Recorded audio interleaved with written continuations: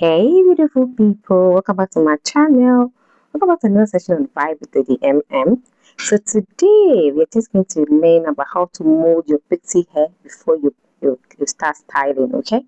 So I'm just going to show you the items that we'll be needing for this process. So we need a comb, we need a scissors, mousse, and then spray bottle. And of course, we'll need a scarf to wrap everything up, okay? Alright, so what I'm doing right there is just trying to prepare the hair for the process, just parting my C part and making sure it's well defined before I start the molding process. Okay, yeah. So if you don't have that particular comb, you can use any other tail comb that you have available. But this makes the work easier for me to do. Then you make sure you comb through every part of the hair, and then if there are places you have to cut or trim, you do that as well before you start your molding process. Okay. All right. So let's continue. So the next part is I'm just going to moisturize the hair with my water. Yeah, so that's why you need a spray bottle. So I'm just going to spray water through every part of the hair to make it moist before I start adding the mousse to it. Okay, and when you finish, you comb through for the water to be evenly distributed in the hair. Okay, so just keep on spraying and spraying.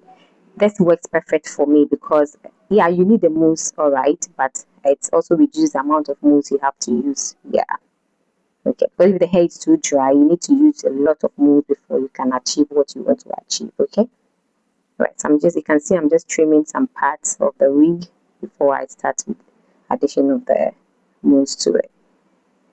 Okay, so coming through. Yeah. Okay, so the next part is adding of the mousse. So you make sure you add it.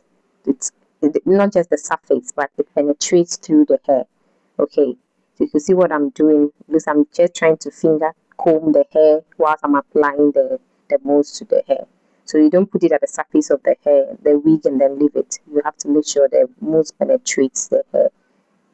Yeah, so that every part of the hair will receive the mousse. If not, you do that, it will be the upper part of the hair or the top part of the hair that will be affected. So after that, then you still have to comb through so that the mousse will get to every part or every strand of the hair. Every hair strand will receive the mousse.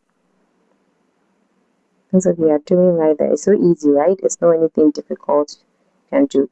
And when you do that, it gives you the perfect styling, okay? It makes the hair smoother and then it makes the styling easier for you and you didn't have any flyaways to be dealing with as well.